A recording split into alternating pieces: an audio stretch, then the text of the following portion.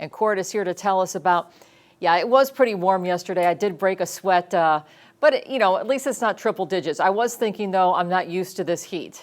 Yeah, it's tough to get acclimated to it when we've been dealing with 50s to 60s for the most part over the last couple of months. We had some 70s thrown in there. That was really nice. And then as soon as you jump into those low to mid 80s, that's when you really feel that difference. And that's what we had yesterday, and it's what we have on tap again this afternoon. So bright and warm today. Now I say bright and not sunny because we are going to have some clouds increasing, but a lot of sunlight is going to break through those clouds. They're going to be fairly thin. Gusty winds, the biggest impact on tap for your Wednesday. We'll also have more cloud cover, temperatures cooling down and increasing shower chances, mainly late in the day Wednesday into Wednesday night, and then wet and cooler Thursday through the upcoming weekend. And we'll have wet weather on and off through the weekend possible, but really Thursday, Friday looking wet, and then another wet system late Sunday into early next week.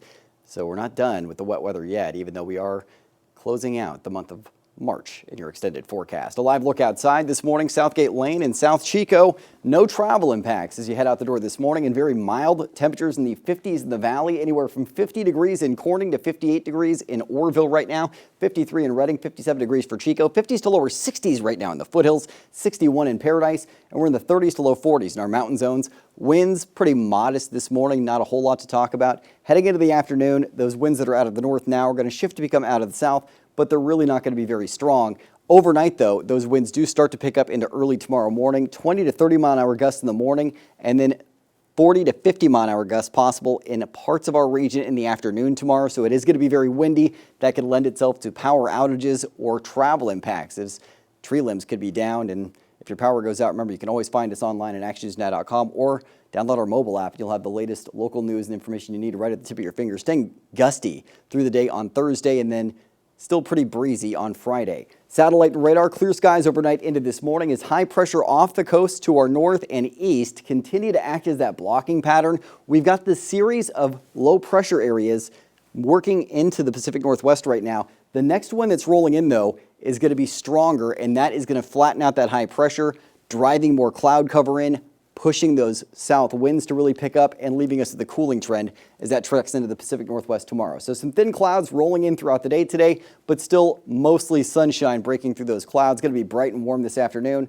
Clearing out early to midday tomorrow, and then cloud cover increasing in the afternoon. Start to see scattered shower chances late in the day with those gusty winds, and then showers becoming more widespread heading into Thursday. Friday also looking very wet, snow levels between around 3,500 to 5,000 feet, and then we'll see a little lull Saturday and most of Sunday before shower chances ramp back up Sunday night, and it looks like heavier snow in the mountains with heavy rain in the valley possible early next week. Rain totals, so Wednesday through Thursday, it looks like we'll see less than a half an inch for the valley, could see over an inch in parts of the northern mountains and up to around an inch in the foothills. Friday, we're going to see about a half an inch to 3/4 of an inch possible for the valley, a bit more for our mountain zones. And then that next wave that rolls in Sunday into early next week, that packs a pretty good punch. And we're looking at rain totals an inch or more in Chico and Redding. Redding over an inch and a half, over 2.5 inches in the upper foothills. Checking it with snow totals through Thursday, about a half a foot possible in parts of the northern Sierra.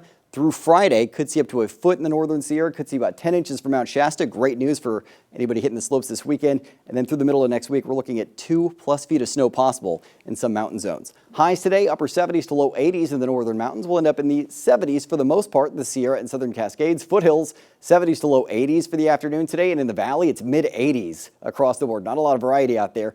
Mostly sunny to partly cloudy in the afternoon hours. Very warm with those modest south winds. Moving forward, very windy tomorrow. Mid-50s in the morning, mid-70s in the afternoon, so a decent drop in temperatures, but still above average. And then we dip into the low to mid-60s with widespread showers Thursday, upper 50s to low 60s Friday with showers.